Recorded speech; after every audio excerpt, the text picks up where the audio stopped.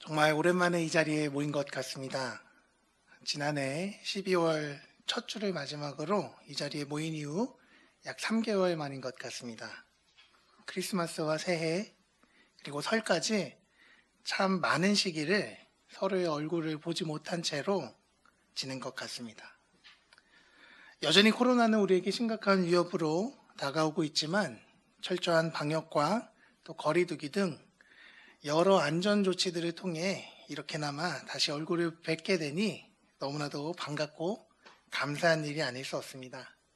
우리 서로를 향하여 뜨거운 눈망울로 이렇게 인사하면 좋겠습니다. 보고 싶었습니다.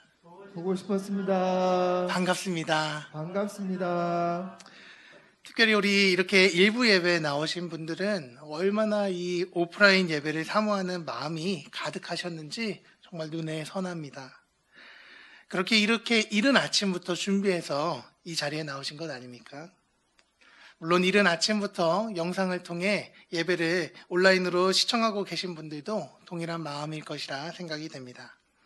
이 시간 함께 말씀을 나눌 때에 시대와 환경을 초월하여 역사하시는 성령 하나님의 깨닫게 하심이 우리 모두에게 동일하게 임하기를 소망합니다. 잠시 기도하시겠습니다. 은혜와 사랑이 풍성하신 하나님 아버지 감사합니다. 오늘 이렇게 다시 한번 감격스러운 예배를 드리게 하시니 감사합니다. 주님의 말씀을 사모하오니 듣는 귀를 허락하셔서 하나님의 말씀을 온전히 깨닫게 하여 주옵소서. 제 입술을 주장하여 주셔서 하나님의 말씀을 잘 전달하게 하시고 성령님의 역사하신 가운데 온전히 주님의 도구로만 사용되게 하옵소서. 예수 그리스도의 이름으로 기도합니다. 아멘. 우리 말씀을 들고 함께 따라 하시겠습니다.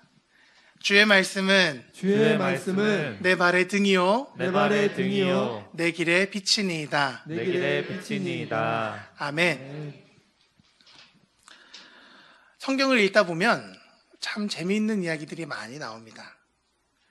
놀라운 자연현상이 일어난다거나 병든 사람이 치유함을 얻게 되는 이런 이야기들은 성경을 읽는 재미를 더해주곤 합니다. 성경이 기록된 대부분의 기적들은 하나님의 백성에게 일어납니다. 하나님께서 택하시고 귀히 여기시는 이스라엘 백성들이 이에 해당되죠. 아이러니하게도 이스라엘 백성들은 때로 하나님을 거역하고 때로 하나님을 배반하지만 그럼에도 불구하고 하나님은 그들을 버리지 않으시고 끝내 자신의 백성으로 품으십니다. 그들을 가르치시고 훈계하시거나 그들을 좋고 선하고 평안한 길로 인도하시기 위해서 기적을 일으키십니다. 그런데 아주 드물게 이스라엘 백성이 아닌 이방 사람들에게도 기적이 일어나곤 합니다. 이방인이라면 하나님에 대해 알지 못하고 하나님을 믿지 않는 사람들인데요. 이런 사람들에게 하나님의 역사하심과 놀라운 일들이 일어나는 것입니다. 더욱이 성경은 이러한 일들을 굳이 숨기지 않고 성경에 기록함으로 드러내고 있습니다.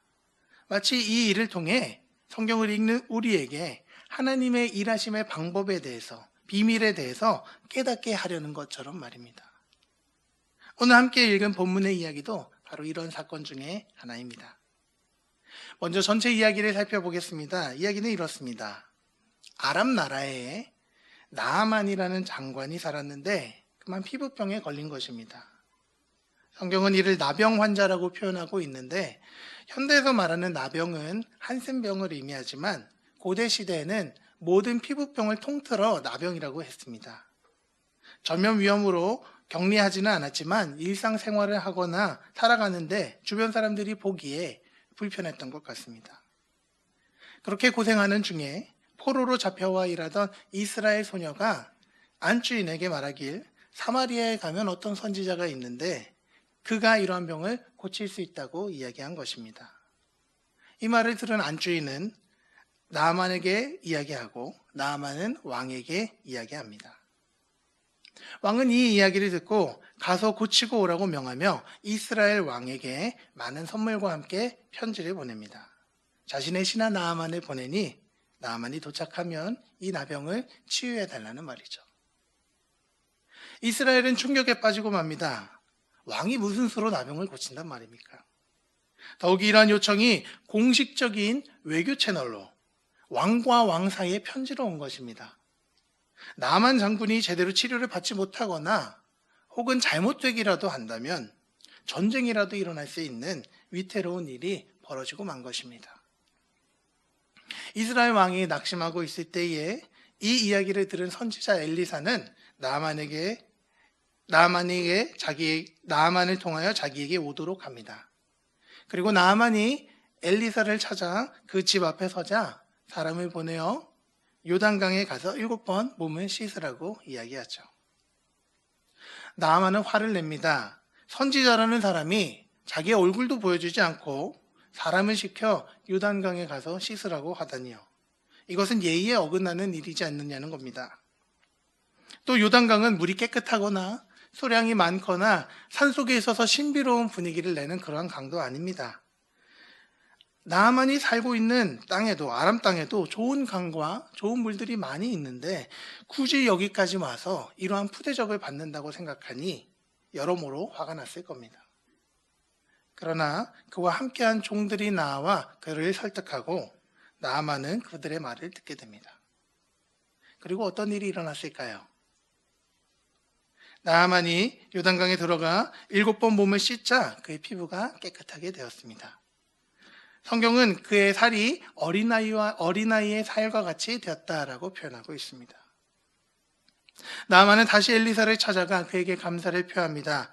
그가 가지고 온 많은 보화를 엘리사에게 주려고 합니다.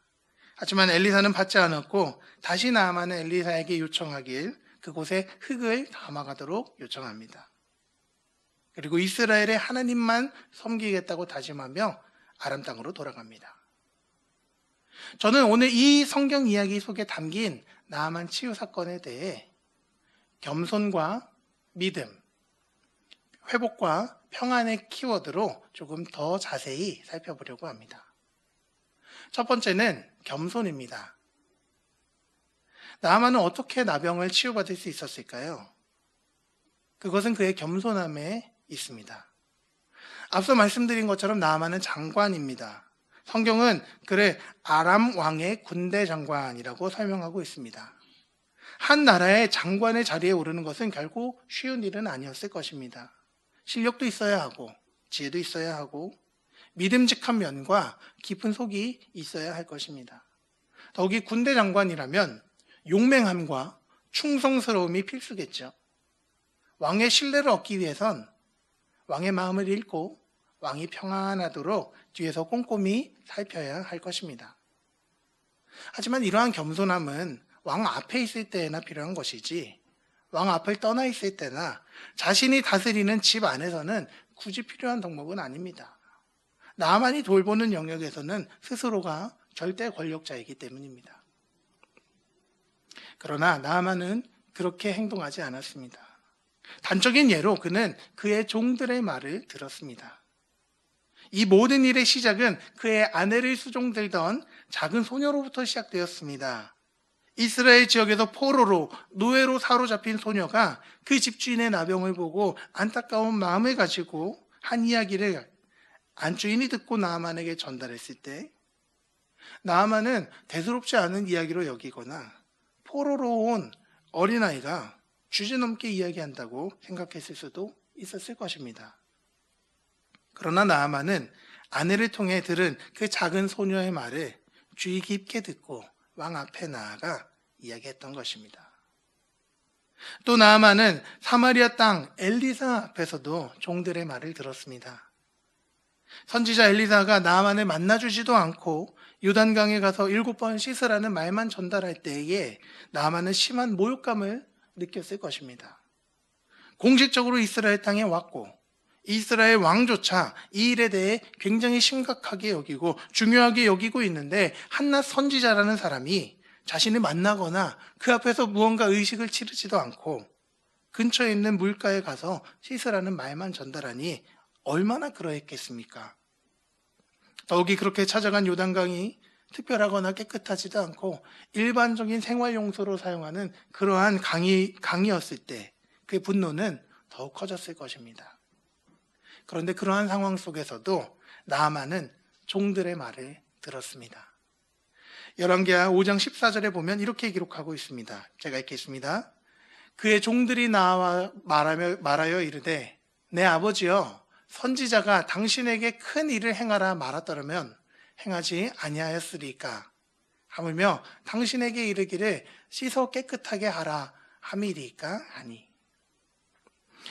선지자가 이보다 더 크고 어려운 일을 하라고 해서도 기꺼이 할 판인데 여기서 씻으라는 건 쉬운 일 아닙니까? 얼마나 간단한 일입니까? 속는셈 치고 한번 해보시지요. 이야기하는 것입니다. 여기서 종들이 나아만을 부르는 아버지여라는 호칭은 정말로 종들과의 관계가 부자 관계여서라기보다는 친근하면서도 아주 정중한 표현입니다. 나아만과 종들의 관계가 우호적이었으면서도 친밀하고 나아만이 평소에도 겸손히 그들의 말을 귀담아 들었음을 알 수 있는 대목입니다. 사랑하는 성도 여러분, 처음부터 겸손한 사람은 없습니다. 어떤 사람들은 자신이 읽은 책 한두 권이 이 세상의 전부이고 진리인 양 믿고 떠벌리며 살아가기도 합니다. 저희 집에 있는 19개월 되는 아가도 자기가 아는 내용이 나오면 따따따따 거리며 저를 가르치려고 합니다. 그러나 겸손은 신앙인의 필수 요소이자 새로운 역사의 시작입니다. 그렇기에 겸손을 훈련해야 하고 겸손을 연습해야 하고 겸손을 경험해야 합니다. 하나님의 아들로 그리고 이 세상의 구원자로 오신 예수님께서도 겸손하셨습니다. 빌립보서 2장 5절 이하를 보면 이렇게 예수님에 대해 노래하고 있습니다. 너희 안에 이 마음을 품으라 곧 그리스도 예수의 마음이니 그는 근본 하나님의 본체시나 하나님과 동등됨을 취할 것으로 여기지 아니하시고 오히려 자기를 비워 종의 형체를 가지사 사람들과 같이 되셨고 사람의 모양으로 나타나사 자기를 낮추시고 죽기까지 복종하셨으니 곧 십자가에 죽으심이라. 하나님의 본체, 곧 하나님이신 예수님께서도 이 땅에 오신 사건이 그분의 겸손함을 드러내신 사건입니다. 더욱이 그렇게 자신을 낮추신 분이 우리를 구원하기 위하여서 치욕의 상징인 십자가에 달려 죽으셨습니다. 예수님의 겸손이 없었다면 십자가를 통한 구원의 은혜도 없었던 것입니다. 주님이 먼저 겸손함을 본을 보이셨기에 주님을 따라가는 우리도 예수님의 겸손함을 본받아 살아가야 하는 것입니다. 주님 앞에 겸손함으로 나아가시는 우리 모두가 되길 소망합니다. 두 번째는 믿음과 회복입니다. 좋습니다. 나아만은 사람들의 말을 들었습니다. 그는 여종의 말을 들었고 아내의 말을 들었습니다. 종들의 말을 들었고 선지자의 말에 순종함으로 겸손을 실천했습니다. 그가 요단강에 들어갈 때에 그는 그가 가진 모든 것을 내려놓은 겸손한 상태였을 것입니다. 아람 왕의 신복이라는 사회적인 지위와 많은 군대를 거느리고 있다는 권력, 그리고 충성스러운 종들을 이끄는 리더십과 자신이 살고 있는 땅의 물이 더 좋다는 애국심과 자존심, 그리고 그가 가지고 온 많은 재물과 그가 착용하고 있었던 액세서리 등 모든 것을 벗어두고 강에 들어가야만 했을 것입니다. 그런 그가 겸손한 마음과 함께 강으로 가지고 들어간 유일한 한 가지가 있다면 그것은 치유와 회복에 대한 믿음이었을 것입니다. 결정적인 순간에 나만을 설명하고 수식할 수 있는 그 어떤 것도 없이 그가 오로지 할 수 있는 것은 치유와 회복에 대한 믿음, 하나님을 향한 믿음이었던 것이죠. 본문 이야기가 시작되는 열왕기하 5장 1절에 보면 조금 특이한 내용이 나옵니다. 우리 화면에 보시면서 함께 5장 1절을 같이 읽겠습니다. 시작. 아람 왕의 군대 장관 나아만은 그의 주인 앞에서 크고 존귀한 자니 이는 여호와께서 전에 그에게 아람을 구원하게 하셨습니다. 그는 큰 용사이나 나병 환자더라. 아멘. 이상하지 않습니까? 아람은 이방 나라고 나아만은 이방 사람입니다. 그런데 성경은 나아만에 대해 여호와께서 전에 그에게 아람을 구원하게 하셨습니다라고 표현하고 있습니다. 성경학자들은 이 서술에 대해서 하나님께서 하나님을 거역하고 이세벨과 함께 이방신을 섬겼던 이스라엘 왕 아합을 심판하실 때에 나아만을 도구로 사용하셨다라고 해석하고 있습니다. 나아만은 비록 이방인이었음에도 불구하고 이미 하나님의 도구로 사용받았던 것입니다. 그런 그에게 원치 않는 나병과 이 치유와 회복의 사건은 어쩌면 하나님의 필연적인 계획 속에 있었던 셈입니다. 그는 처음에 자신의 나병에 대해 외교적인 방법으로 접근합니다. 왕을 통해 국가와 국가 간에 공식적인 요청을 하죠. 그러나 이스라엘 왕은 이 일에 대해 해결할 능력이 없었습니다. 왕의 편지는 오해와 실망만 드러낼 뿐이었습니다. 또 나아만은 많은 물질을 통해 자신의 병을 치유하려 했습니다. 그가 가지고 온 물질을 5절에서는 은 10달란트와 금 6,000개라고 표현하고 있는데요.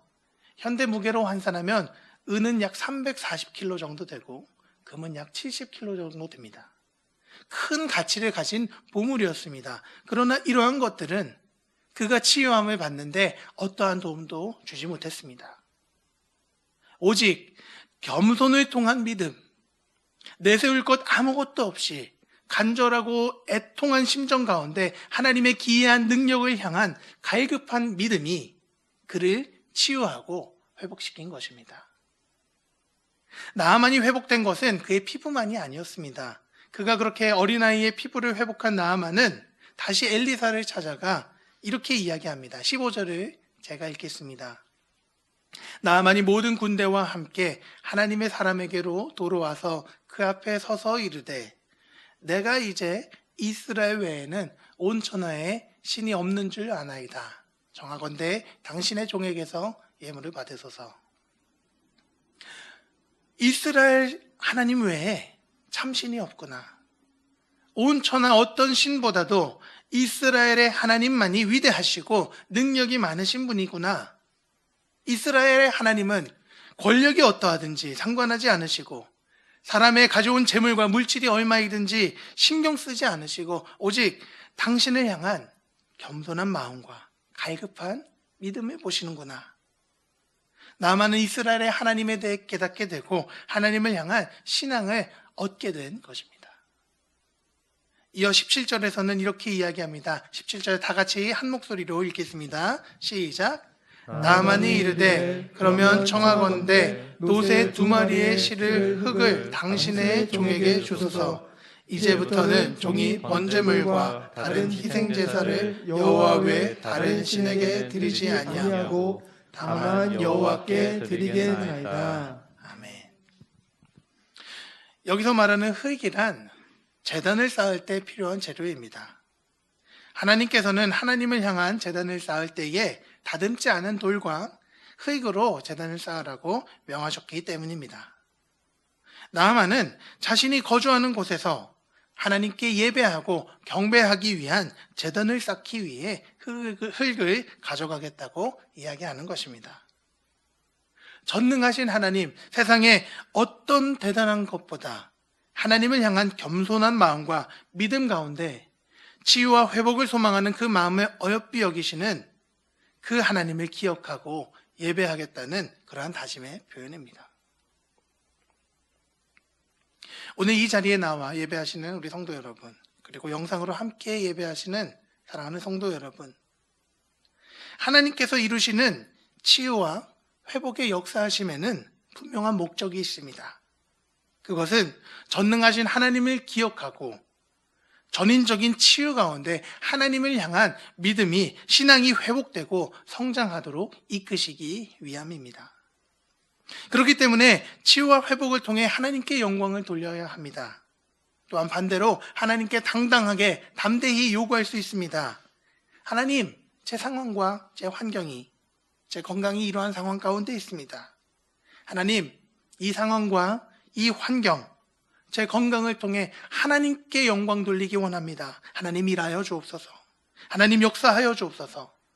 단순히 제 상황과 환경과 건강이 회복되는 것뿐만 아니라 이를 통해 제 신앙이 회복되고 하나님께 영광을 돌리고 하나님을 향한 믿음의 확신이 더 굳건하게 세워지는 계기가 되게 인도하여 주옵소서 기도할 때 하나님께서는 자신의 이름을 위하여 일하시고 영광 받으신다는 것입니다. 그것이 하나님께서 우리에게 원하시는 치유와 회복의 결과입니다. 사랑하는 성도 여러분, 주님의 치유하심을 소망하십시오.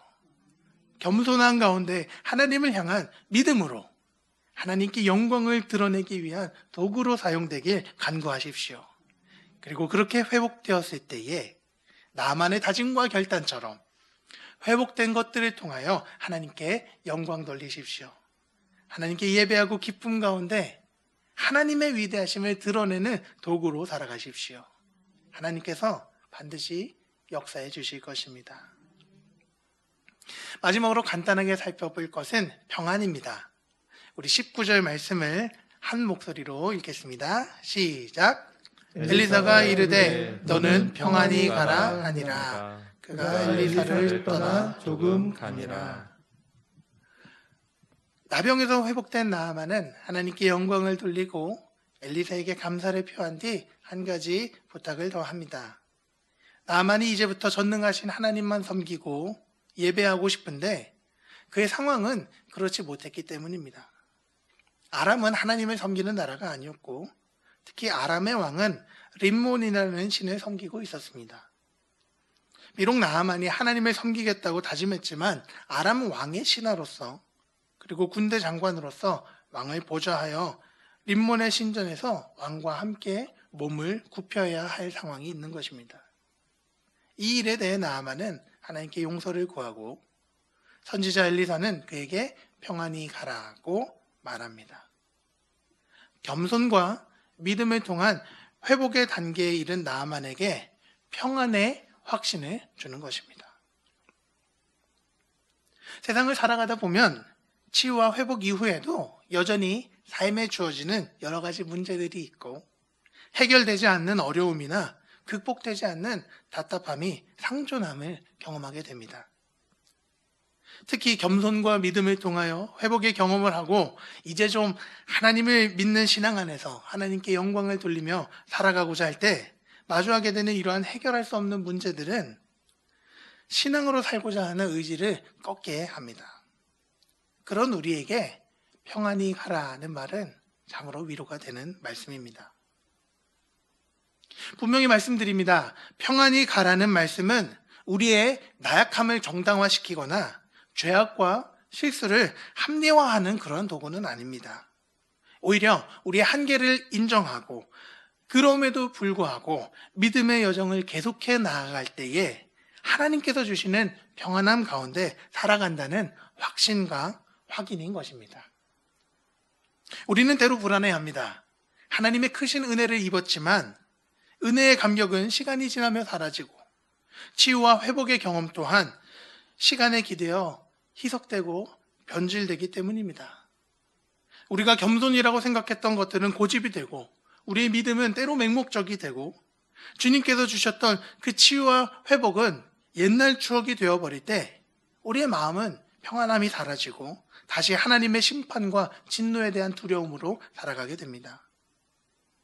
사랑하는 성도 여러분, 하나님께서 주시는 마음은 두려워하는 마음이 아닙니다. 하나님은 우리의 연약함과 한계를 잘 아십니다. 우리를 창조하신 분이기 때문입니다. 하나님께서 주시는 평안함을 힘입어 다시 하나님께로 돌아오고 다시 하나님의 크신 사랑을 기억하며 겸손과 믿음 가운데 회복의 길로 나아가기 위해 자신을 돌아보고 살핀다면 하나님의 평안이 언제나 우리에게 임할 것입니다. 말씀을 정리하고자 합니다. 사순절 첫 번째 주일을 보내고 있습니다. 사순절은 주로 예수님께서 이 땅에 오셔서 행하신 일들을 깊이 생각하는 시간으로 보내는데요.